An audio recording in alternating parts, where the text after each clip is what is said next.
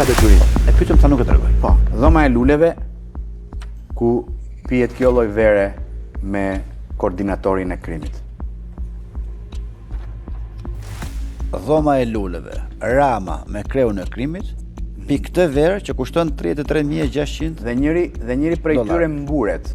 Familjet shqiptare po përballen gjithnjë dhe më shumë me vështirësi ekonomike si pasojë e rritjes së vazhdueshme të çmimeve të ushqimeve dhe shërbimeve bazë. Sipas të dhënave të publikuara nga Instant, inflacioni për muajin mars 2025 arriti në nivelin 2.1%, ndërsa një vit më parë ky tregues ishte 2.3%. Krahasuar me muajin shkurt 2025, rritja e çmimeve rezulton me 0.6%.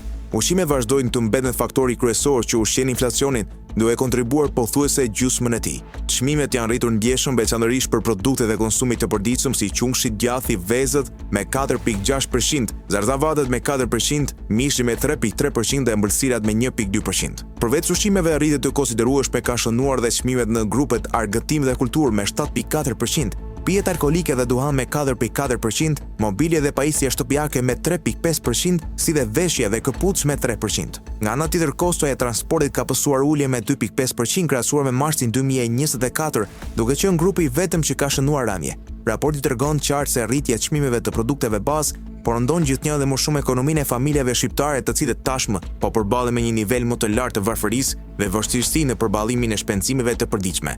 Ekspertët parashikojnë se situata mund të vijojë të mbetet sfiduese, sidomos nëse presionet mbi çmimet do të vazhdojnë dhe në muajin e vijim.